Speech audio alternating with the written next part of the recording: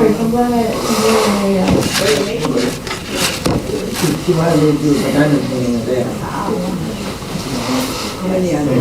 good morning.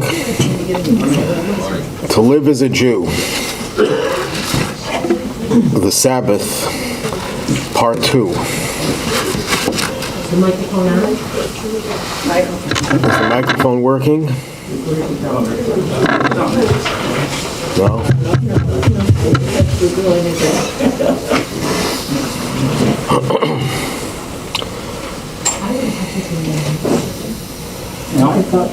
If there's any, oh, now it sounds better. If there's any part of Judaism that defines living as a Jew, one would have to include the observance of Shabbat, of the Sabbath, of Shabbos. As we discussed in an earlier class, in the 10 Commandments, the so-called 10 Commandments, which are really 10 statements, but we'll leave that for another time. There are two versions of it, the Exodus version and the Deuteronomy version. In the Exodus version it says, Zachor, remember the Shabbos. In the Deuteronomy one it says, Shamor, keep it, guard it, protect it. These two expressions represent the two dimensions of Shabbat, the positive and the negative. The positive meaning how we enter into the atmosphere of Shabbos, the positive things that we do, the prayers that we recite, the rituals that we engage in, the lighting of the Shabbat candles, the Kiddush, the Havdalah, the meals, the songs.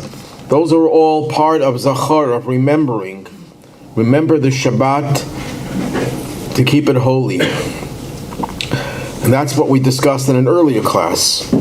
Today we're going to discuss Shamor, guard the Shabbos, protect it, preserve its sanctity. And how do we do that? That's by what we don't do, the things that we desist from.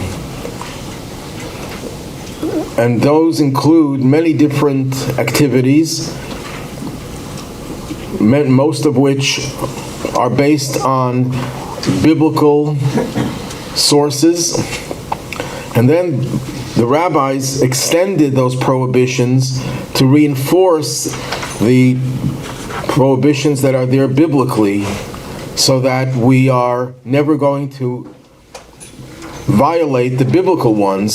So they always add, the rabbis were given the special mission by the Torah to enhance the commandments by adding on prohibitions that make sure that we won't violate the letter of the law.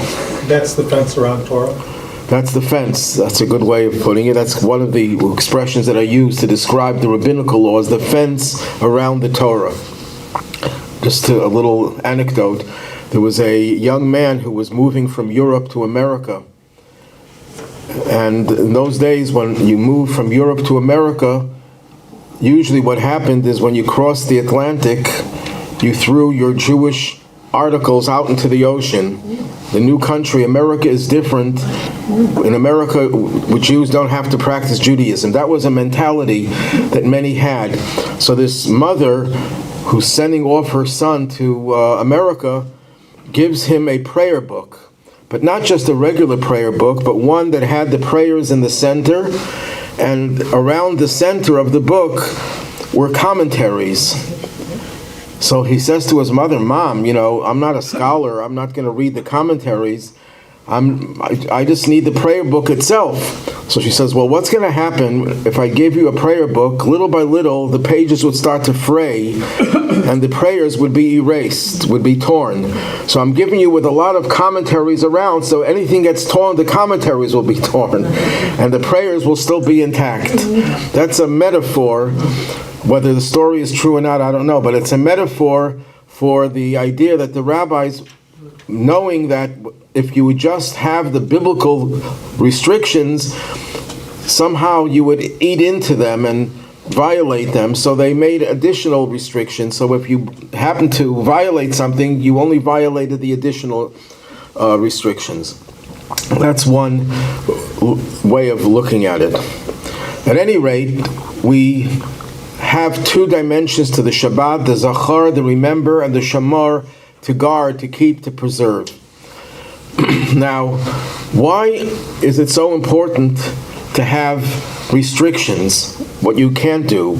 We all understand the importance of the positive commandments, the ones that tell us what to do, the prayers, the songs, the lighting of the candles, the recitation of the Kiddush. These are all things that generate a spirit, a very positive, holy spirit that gets you into the spirit.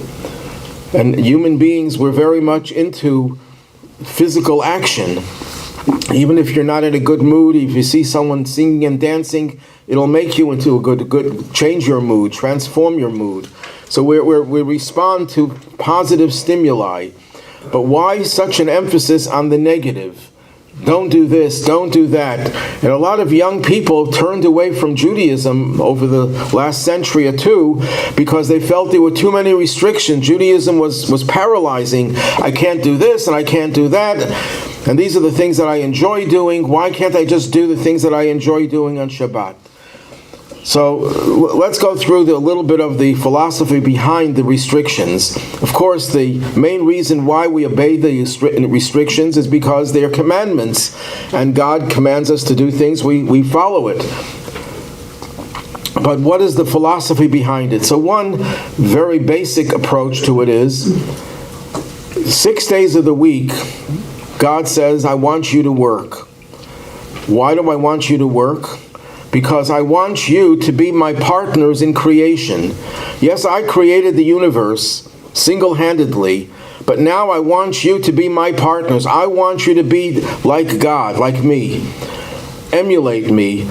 Just like I create, I want you to create. I want you to take the raw material of the earth, literally raw material and figuratively, the materials that we have at our disposal, and I want you to perfect them. I want you to refine them. I want you to expand on them.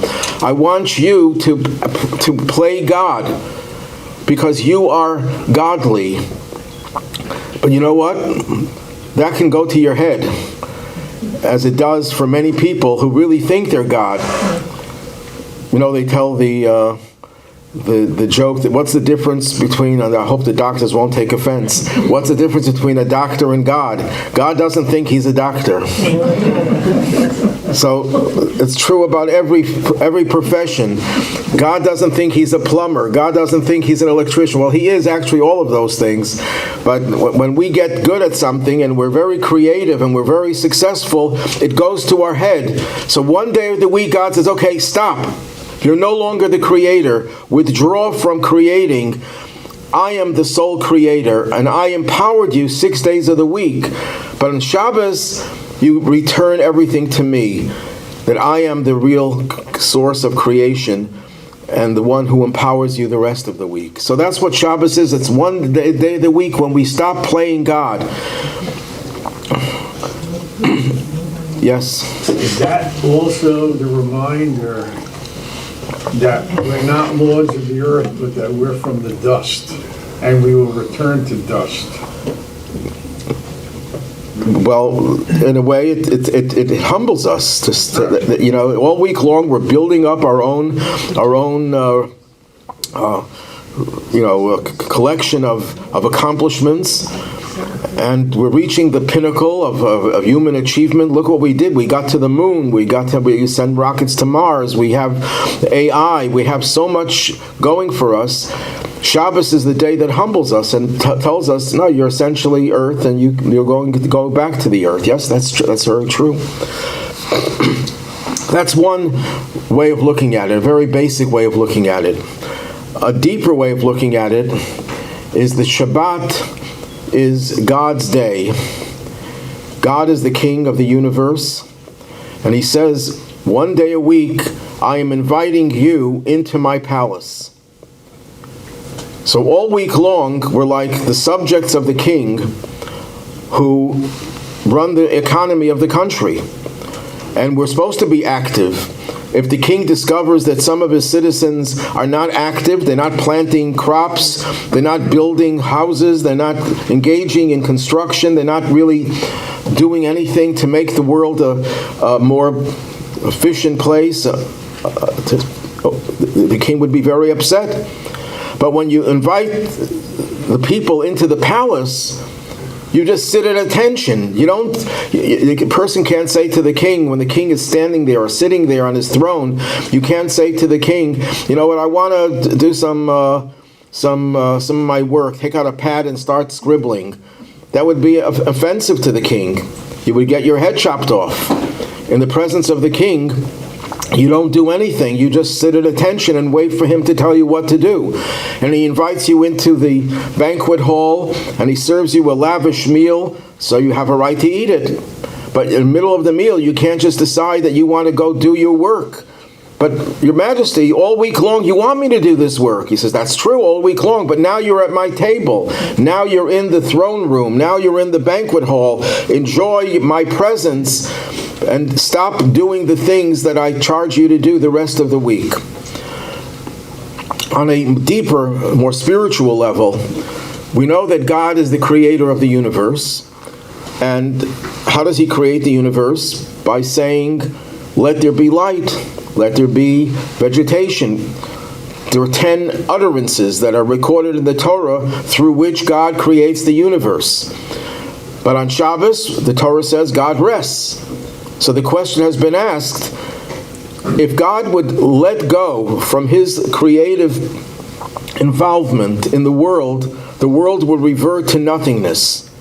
If God for 1 nanosecond would say, I'm no longer creating the world would revert to nothingness. God has to create the world every instant.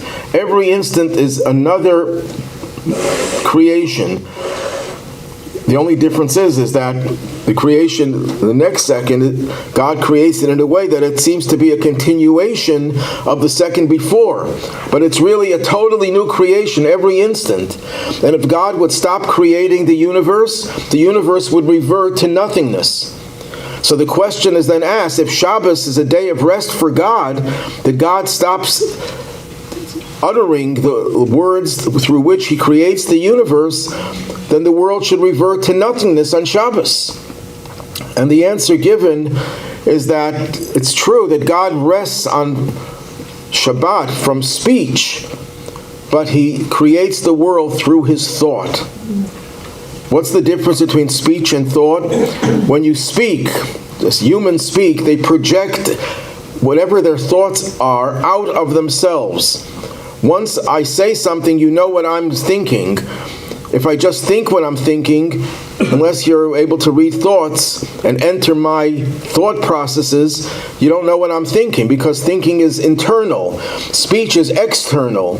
When God creates the universe during the week, it's external. God is projecting out of himself, and he's allowing for an independent existence, an existence that appears to be independent, of course, because in truth, nothing could really be independent of God. But God creates that appearance of independence, and you have a world that it's on its own.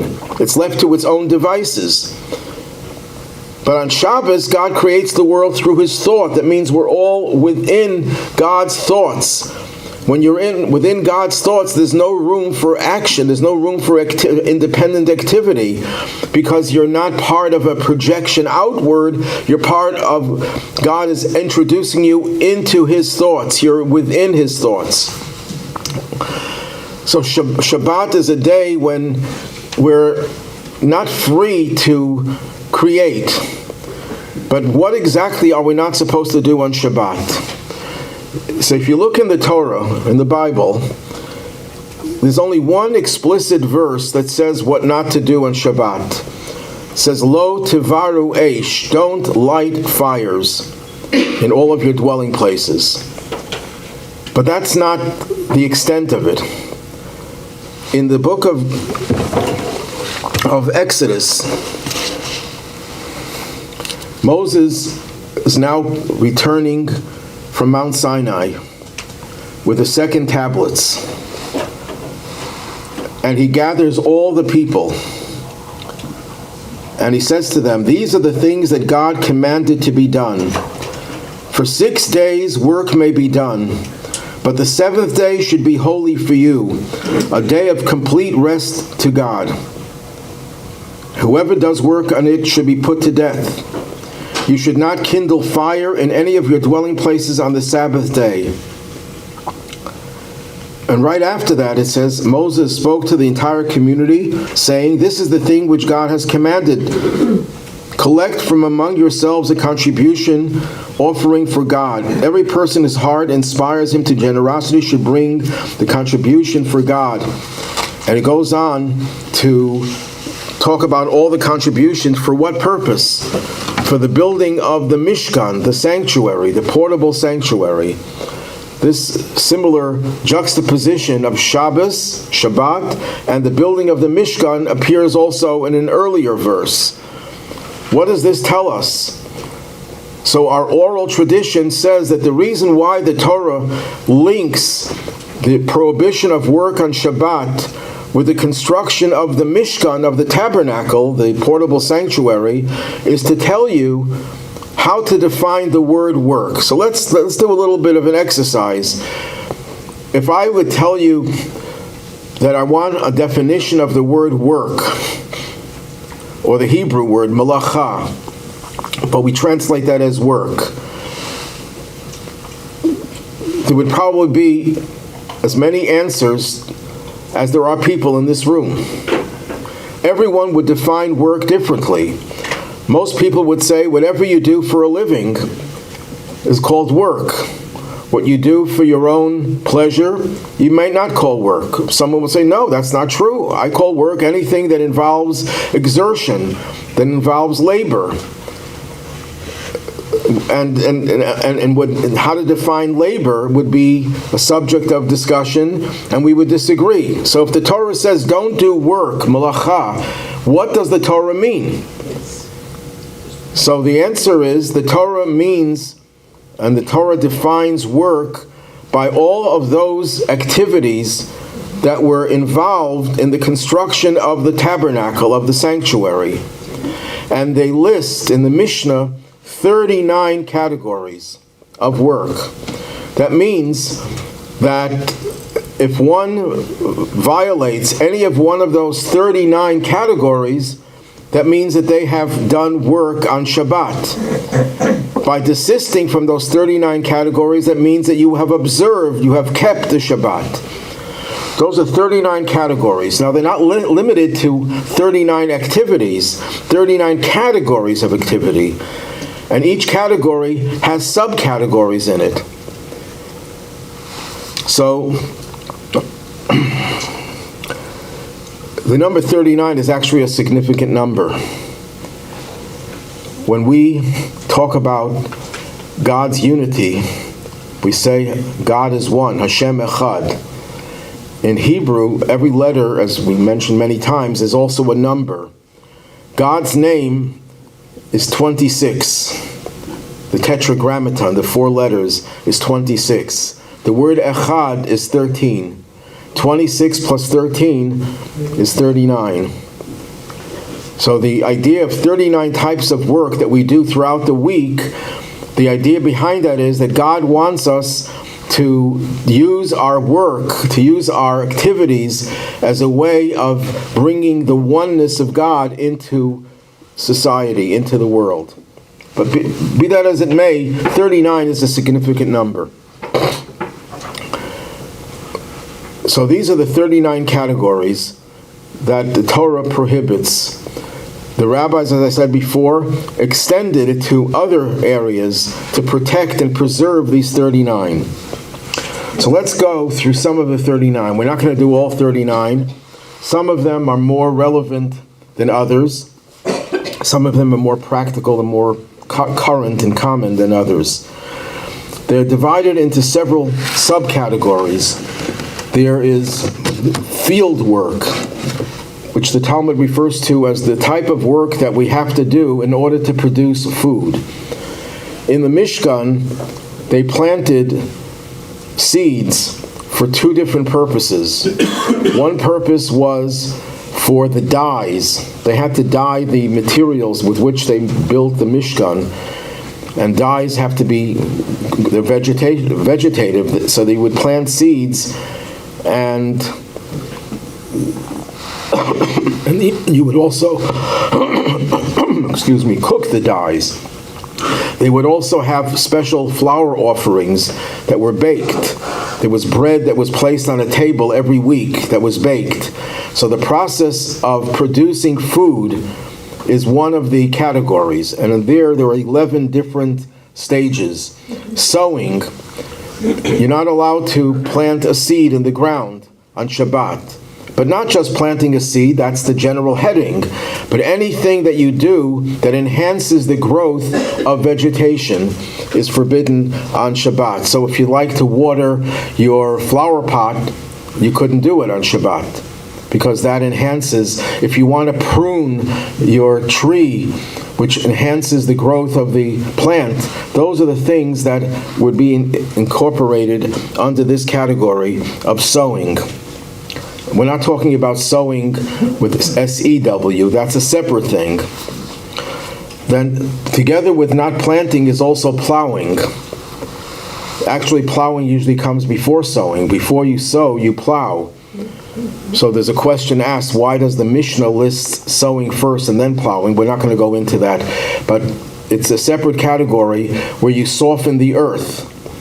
So anytime we want to soften the earth, we're not allowed to do it. If you want to wash your hands, you're in the sukkah outside, and you want to wash your hands, and the water will make the earth more fertile, you can't do that. It might even enhance the growth of the grass. That's part of sowing. Reaping, you can't cut the grain.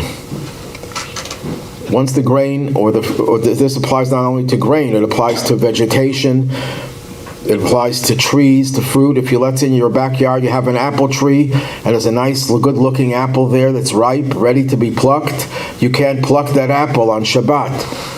That's reaping. Once the produce is ready, people would gather and bind all the produce. You can't do that. Then there's the threshing. The winnowing. Winnowing is by throwing it into the air, and that causes the chaff to separate. You're not allowed to select the bad from the good. Grinding, sifting, kneading, and finally cooking or baking. These are 11 stages in the development of food that are all forbidden on the Shabbat. So how do you eat on the Shabbat if you can't do all these things? The answer is everything has to be prepared before Shabbos. Is work only defined as action? Okay, once we go through all 39 categories, we'll discover that with very few exceptions, all of the 39, if we had to find a small definition, a very brief definition, these are all physical actions that are creative. That means they change the status of something to something else. When you cook something, for example, you're taking something raw and you're altering its status. Now, if you want to create in your mind, you're a composer, and you want to create music in your mind, nothing wrong with that. It doesn't involve physical action. If you want to think of a new interpretation of Torah, creative, that's fine, that's perfectly all right. Not only is it all right, it's even encouraged on Shabbat. Anything that's not physical is by definition not included in this category of work. But it's not just everywhere. For example, in a second, for example, if I have a heavy table in my basement and I want to bring it upstairs, it's heavy, it's hard work, it's laborious. That's not included in the 39 categories. That's separate, that you should not strain yourself on Shabbat. It should be a day of rest. But it's not included in the 39 categories because it's not creative. Schlepping a heavy piece of furniture is not creative. What about mastication? What about eating food? Eating food is allowed, encouraged. No, I know, but I'm saying like it changes the nature of things. Right? Yes, but not everything that changes the nature, only these 39 categories. Oh, okay. Yep, that's fine. Yes? Open bottle of wine. To open a bottle of wine is okay. Why? Because I have a hard time drinking wine through the glass. No, I understand. But it's work you do. You create something, you have to open. Work is not forbidden on Shabbat.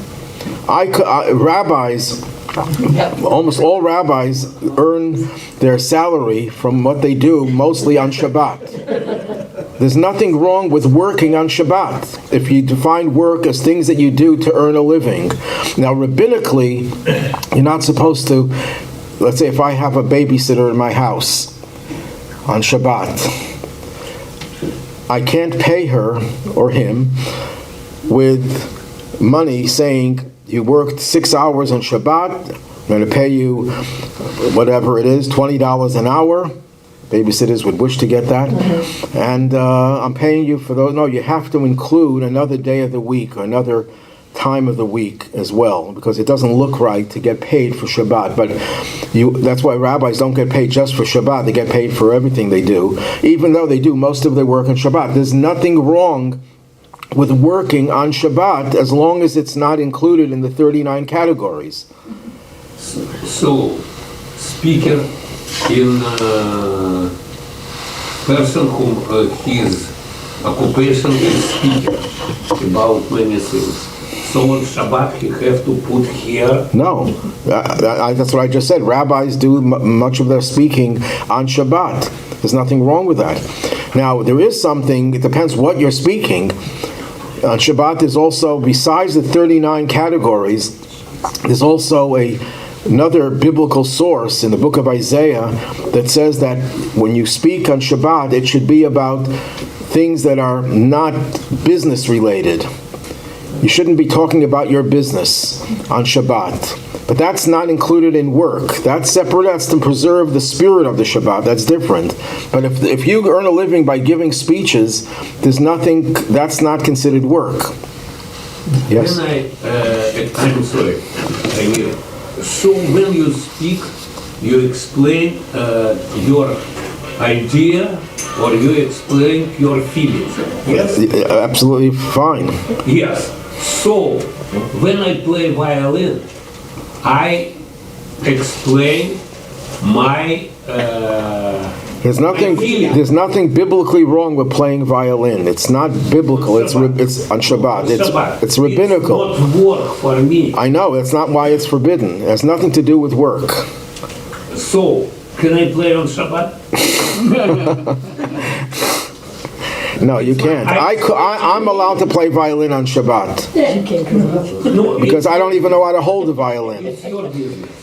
My business explain my feeling. No, that's. Other people. But You explain your it feeling. has nothing to do with explaining your feelings. It's not considered work. That's a rabbinical extension that I mentioned before, that the rabbis added on prohibitions to the Torah's prohibition. And if we'll have time later, I'll explain why musical instruments are forbidden. Yes? I have two questions. First one is, when Mashiach comes, does this still apply? Yes. Okay. Yeah, sure. The second one is, you said that the one thing in the Torah that it says in regard to not working or not doing on Shabbat is lighting a fire. And in my own mind, I assume that what Hashem is saying is lighting a fire is creating something. And what I assume that means is you can't create something that's new or in a generic sense of creation. And when you give a talk, you are creating. There's nothing wrong with that, as long as it's only speech. As long as it's not one of these 39, there's nothing, it's not considered to be a violation of Shabbat. So we're not making a law that anything creative is forbidden. All we're saying is that the common denominator of these 39, that they're all, not all, but mostly physically creative actions. Yes? So if I'm a big landowner and all my workers are not Jewish, I can tell them. Okay, that's where rabbinical laws come into the question. There's a whole area of Jewish law about what you're allowed to ask a non-Jew to do for you on Shabbat. I'll give you an example. Since we brought it up, I'll give you an example. If it's a business-related matter, you can't ask a non-Jew to do it for you.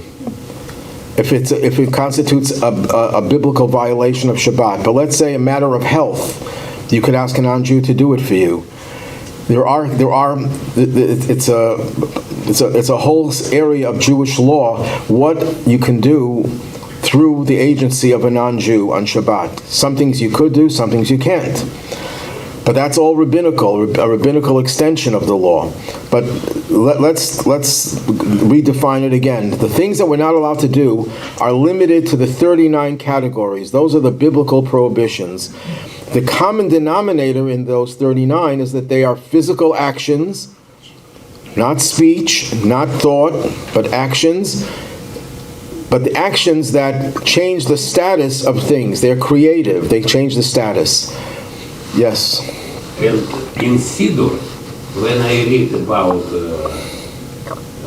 Shabbat practice,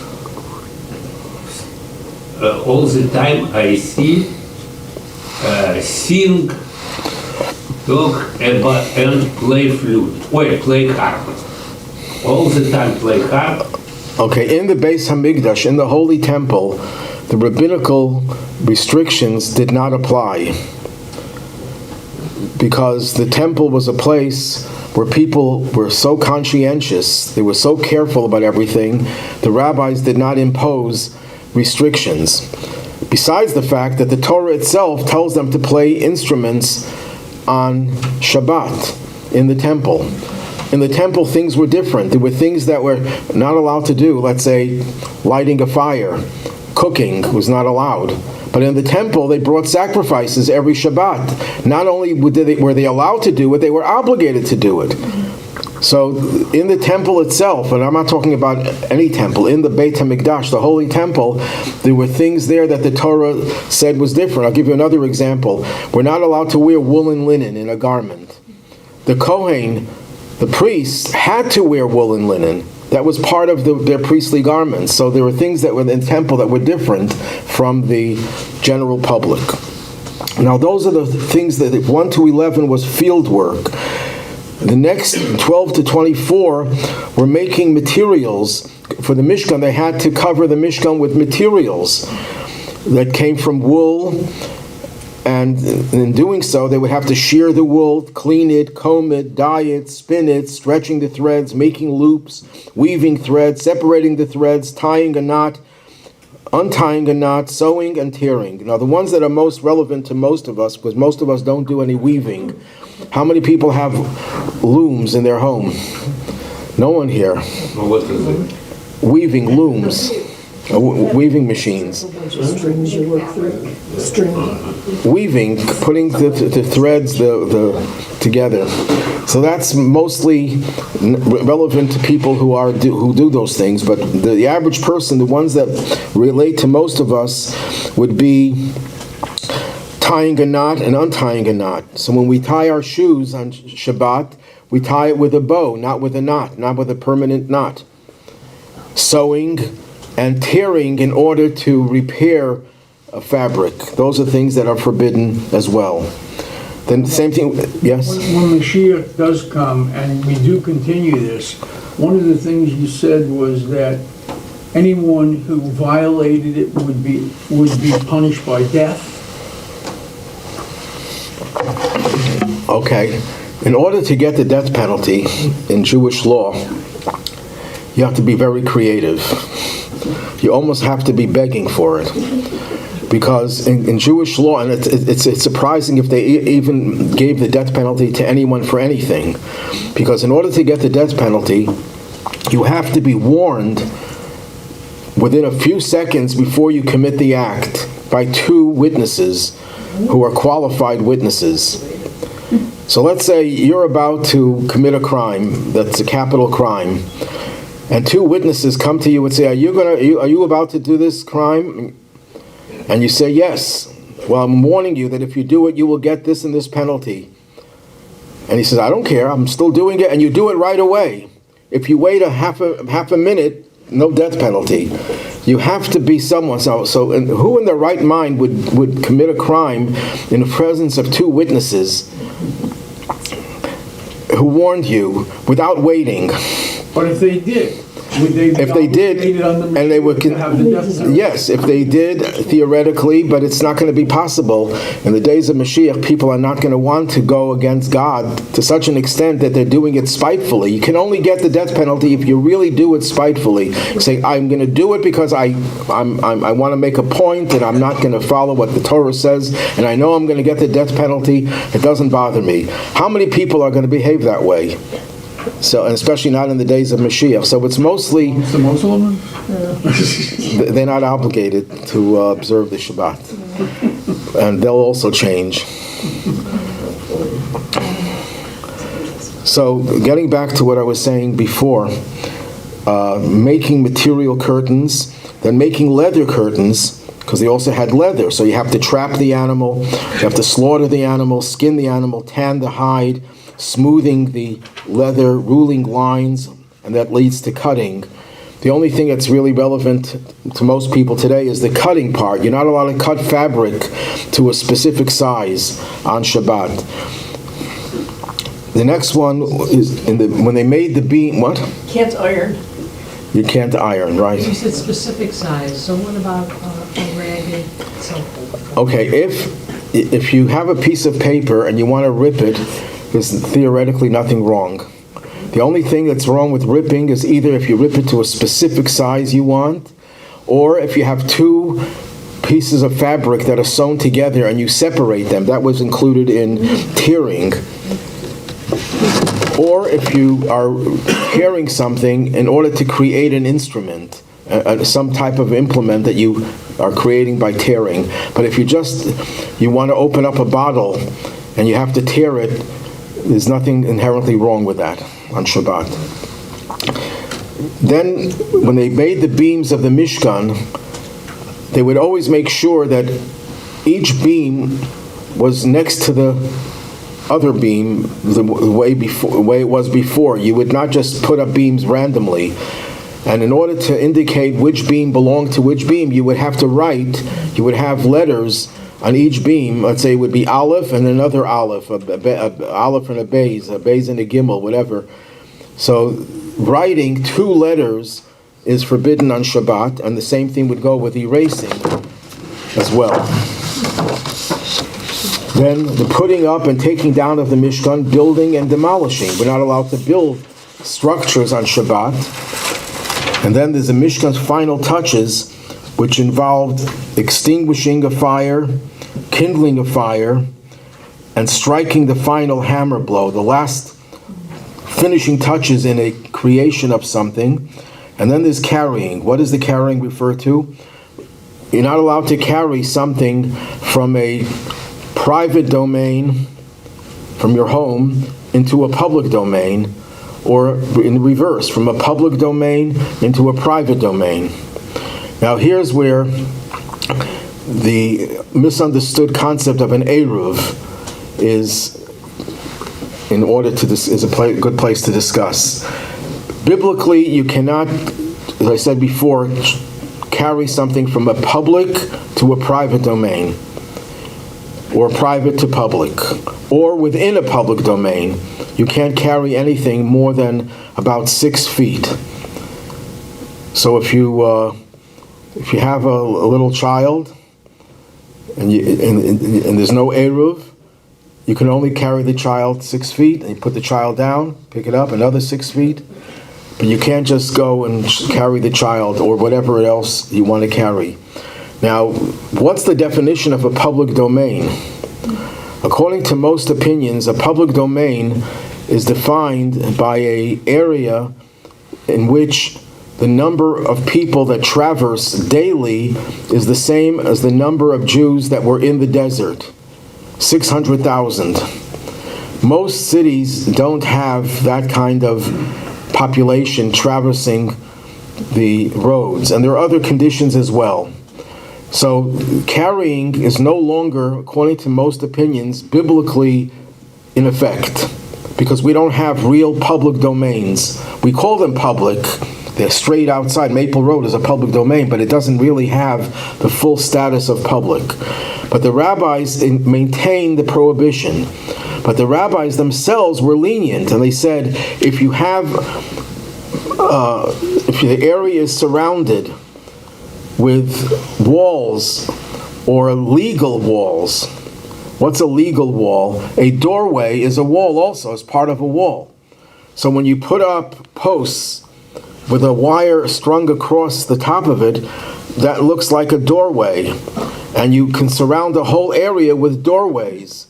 And the rabbi said, when we're dealing with rabbinical restriction, they permitted the carrying when you have that kind of a structure. Now, I think here in Buffalo, the Eruv over here relies mostly on walls, actual walls of houses, of the walls that they have in the highways, and for minority of the distance, relies on posts that are put up in different places, and sometimes we use the telephone wires. They could also be used as long as they're in the right configuration. And that considers the area can be surrounded by walls, and it technically is considered to be a private domain, and therefore you're allowed to carry from the private of your home to the private of the street, and vice versa. So that's the concept of the Eruv. The Eruv, there are many technical details about it. It's one of the most complicated areas of Jewish law, and only the top experts there are just like a few dozen people in the country that are experts in the building of an Eruv and are consulted in whenever an Eruv is built. And there are some controversies about it as well. As you can imagine, the Jews would have controversies. Yes? I had a question about, I don't know Hebrew so well, and I was curious about when we were talking about like putting someone to death, the word that was used in Hebrew for death, and if it could be interpreted metaphorically or in ways that were like a death from a community where you're isolated, or... If you mean to exclude the literal meaning, that would be wrong, because the oral tradition definitely records the idea of the death penalty. And specifically the word that is used is specifically concretely used for death? Yeah, but it could be used for, it could have a metaphoric meaning as well, but it does have a literal meaning. But the death penalty was mostly intended to tell people how serious this matter is. That this is not just playing around, that it's up to you to decide what you want to do. Now, I know many people will find this very intimidating, that there are so many restrictions on Shabbos. What I can say is that everybody should try to minimize on the road to becoming fully Sabbath observant. That's the goal, that every Jew should be fully Sabbath observant. But to do it overnight is very impractical. But to do as much as you can to minimize and diminish. One of the things that is included over here, kindling a fire, would be driving. Driving this combustion. So reduce driving. People who go shopping on Shabbos should leave that out of their Shabbos. Anything I'm going to say now is not to give a license to do anything that you're not supposed to do on Shabbos. But if a person wants to become more Shabbos observant, pick one or several of the things that you may be doing and just eliminate them gradually, if not overnight, but gradual is better than nothing. And that way to introduce the spirit and the holiness of Shabbos into their lives, because there's no greater blessing than observing the Shabbos. There was a famous secular Jewish poet who said that more than the Jews kept the Shabbos kept the Jews. That Shabbos is what really, if psychologists and psychiatrists would only realize how powerful Shabbos is as a therapy. It's so therapeutic. It's such a restful time. How in our society today could a person really take a rest without feeling guilty about it? If all of a sudden I decide, you know what, I have a job 9 to 5, Monday through Friday. I'm going to take off Wednesdays. I'm going to lose my job. You can't really, and even if you have a day off, it's not a day of rest. You don't really feel rejuvenated. Shabbos is the most rejuvenating time, and it's the most therapeutic. It's not the reason we keep Shabbos because it's therapeutic. We don't circumcise our sons because it's good for their health. These are all byproducts. These are all derivatives and rewards. The main reason we circumcise, the main reason we keep kosher is not because of health reasons. The reason we keep Shabbos is not because it's therapeutic, it's because it's God's will that we keep Shabbos, and this is what brings us close to God. But they do have all these side benefits, and we should take advantage of them. Now, as I said before, there are rabbinical extensions. I'll give you a few categories. One category is asking a non-Jew, as I mentioned before, to do work for you on Shabbos. The non-Jew was allowed to work on Shabbos, nothing wrong. We wouldn't encourage him to observe Shabbos because it wasn't intended for everyone. Shabbos, when Christians talk about the 10 Commandments, they don't realize that the 4th commandment was intended as a sign of our Jewishness. It's not intended for the non-Jews. They don't have a reason to take off a day, Sunday or whatever, Friday, in the case of the Muslims. The Shabbos is totally a Jewish day, intended for the Jewish people as a special, unique relationship between us and God. Ki ot hi beini ubenechem. It's a sign between me, God says, and you. And it's not intended for everyone. So a non-Jew could very easily do any of the things that we're not allowed to do. But is a Jew allowed to ask the non-Jew? And the answer is the rabbi said no. Because when you ask someone to do something for you, they become your agent. And an agent serves in your place. So it's as if you're doing it. It's as if. As if doesn't count. But the rabbi said even the as if is not a good thing, but there are exceptions that I mentioned before, health reasons. And there are other exceptions as well. And it's a whole area of Jewish discussion. Is that extension of verbal directions to a non-Jew offense? Is that offense that the rabbis? Yes.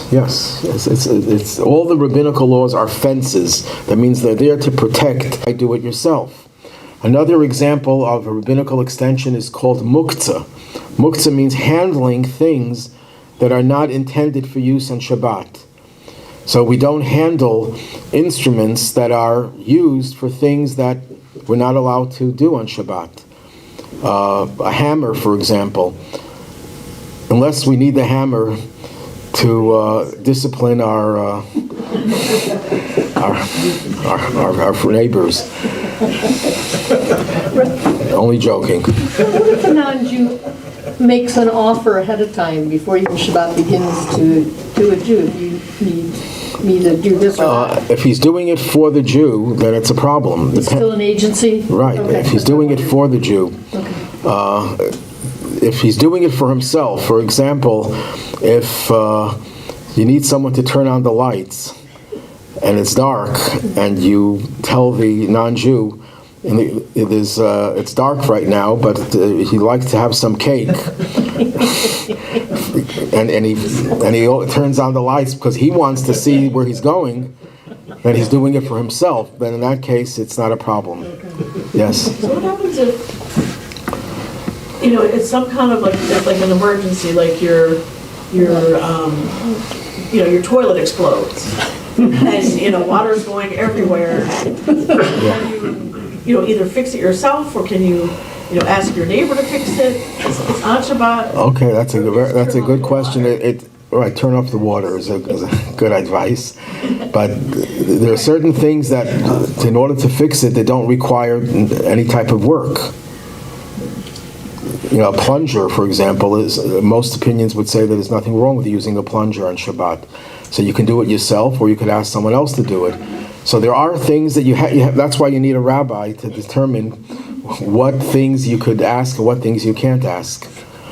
I never understood before that specifically the 39 types of work were the only prohibitions of work for Shabbos. I didn't. Prohibitions of work, yes, but there are other things. We have to rest on Shabbat. So the example I gave before of schlepping a heavy table, while it's not considered work, it's not included in the 39, but it's not restful. So, but that's a separate category. And another example is discussing business on Shabbos. That's not work, but it's not in the spirit of Shabbat. So we're not supposed to do things. There's another thing we're not supposed to do on Shabbat. It's outside of the category of 39, is walking outside of city limits. In other words, if you're in the country, it doesn't apply in Buffalo, but if you're in the country and there are no homes, you have a bungalow colony, and then after the bungalow colony you have a half a mile of forest. You can only walk 2,000 cubits, which is about 4,000 feet, a little less than a mile. That's as far as you can go on Shabbat and back. But you can't go... If you were walking to shul. What? What happens if you're walking to shul? The shul's on the other side. You can't go to shul. If the shul is beyond that distance. Now there is a way, there's a kind of an Eruv that works, it's a totally different concept, where you bring food 2,000 cubits away from where you are and you leave the food there, so that becomes your central location and you can go another 2,000 cubits. And that's it. So Shabbat is but that's only outside of city limits. So in Buffalo you can go along Main Street, you can go all the way to Syracuse probably without having any real open area where there are no homes. Yes? Let's go to the agricultural world. You're sort of there. And the feeding of animals. Yes, you could feed your animals, yeah. Now, another category of rabbinical laws is where they were concerned that if you do certain things, they may break and you may repair it, and the repairing is a violation, a biblical violation. For example, playing violin. I don't know why I mentioned violin. Playing violin or any other instrument. In the Talmudic era, instruments, as they do today also, could break, and you might fix them. And fixing an instrument is a violation of one of these 39. But you can lose voice. But there's nothing wrong with fixing your voice. No, you cannot speak. Right, but there's nothing wrong with fixing your voice. There's something wrong with fixing an instrument. That's the thing, because you're not allowed to create a utensil on Shabbat. So the rabbis said no playing of instruments outside of the Beit HaMikdash, outside of the temple. And sometimes they gave the reasons, sometimes they didn't give all the reasons. There could be more reasons that they didn't give, but they banned playing music on Shabbat. Vocal music is not a problem. Not only it's not a problem, it's encouraged on Shabbat because there's no instrument that you're fixing that is a prohibition. If you drink something because that'll make your voice sound better, that's not a problem. What if you have two violins? One breaks, the other you play. Well, that's not the issue. The issue was there always could be exceptions, but when the rabbis made a law, they said blanket law, because once you make exceptions, people will say, I don't need I can do it without the exception. So the laws are blanket. Then, excuse me, I think Okay. and broken leg table. Okay, yeah, it's a very good point. There are opinions that say you can't clap on Shabbos either. Yes, but there are different opinions about that, and in Hasidic circles we're very lenient about that, and we encourage clapping. But even banging, not with both hands, can make it like an instrument. Because of the importance of serving God with joy. That's probably one of the reasons why we are more lenient.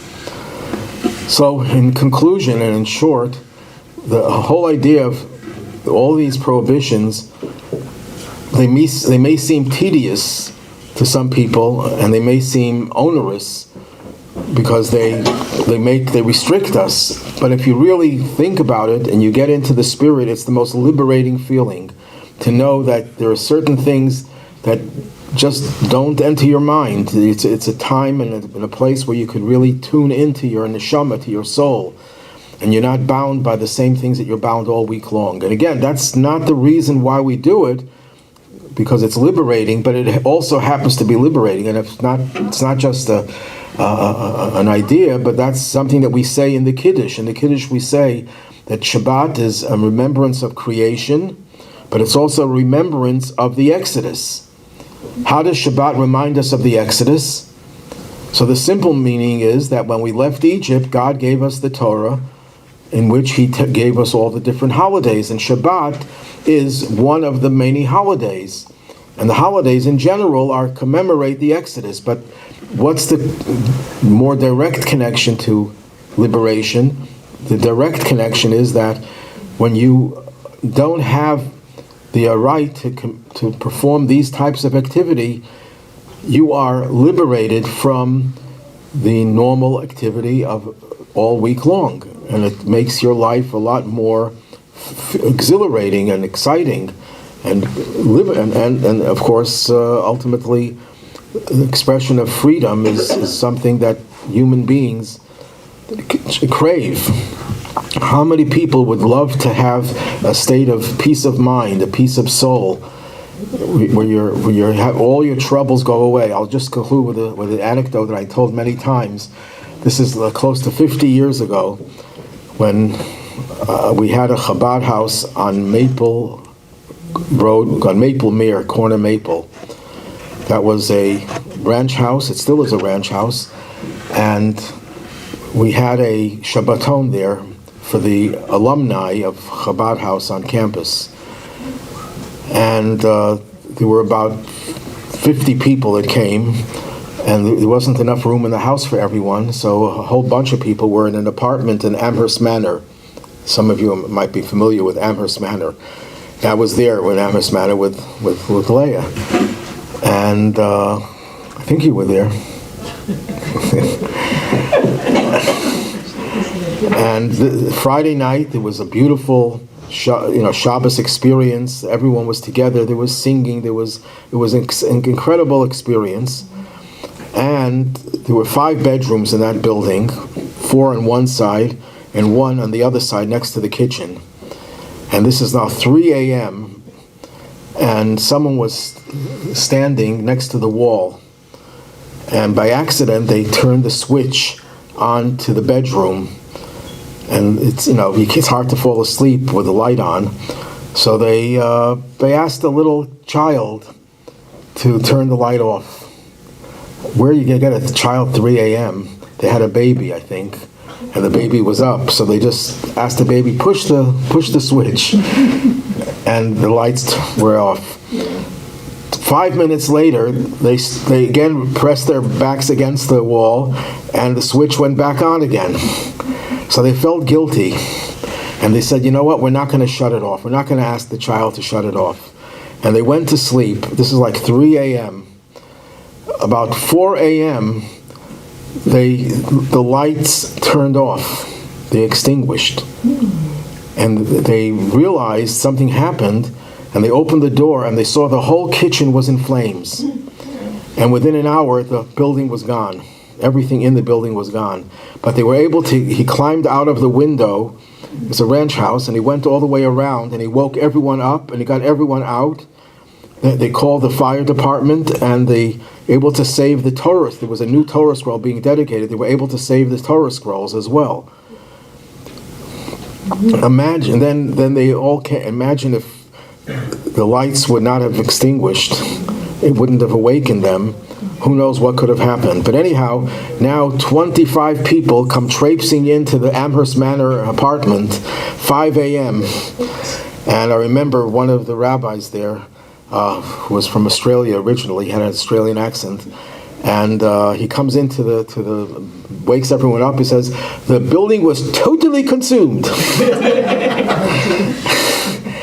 And this rabbi, who I knew from before, who was a guest there, was one of the most high-strung people that I ever met. Someone who was never in one place for any amount of time, was always running back and forth, up and down. Someone who was totally crazy in terms of his temperament, and not being able to have any peace. An activist, someone who was constantly, in action. And he came in there, total peace. His wife, he was a wealthy man. His wife had pearls, $15,000 worth of pearls. They were stolen. He never retrieved them. And he lost all his clothing. He comes in with his pajamas, 5 a.m., and spent the rest of the Shabbos until Shabbos night, until Saturday night. I never saw a person who was as at peace as much as him. I envy his tranquility, his serenity, the feeling of bliss, not a worry in the world. He lost everything he had. Major financial loss, and everything was destroyed. And he was at such peace. The second Shabbos was over, he turned into an animal. He was giving orders, barking orders on his phone, and this shouting and screaming and this, and he was back to his normal self, except a little bit on steroids. But the whole Shabbos, from 5 a.m. to, I don't remember what time of the year it was. Do you remember what time of the year? So let's say it's 12 hours, 12, 13 hours. I never saw someone who had such peace, because he was able to plug into Shabbos. And I'm sure the man lived to his 90s. If he didn't have Shabbos, he probably wouldn't have made it to 40. Okay, everyone have a good week. Next week, God willing, we'll do kashrut, kosher laws. Any questions on Zoom?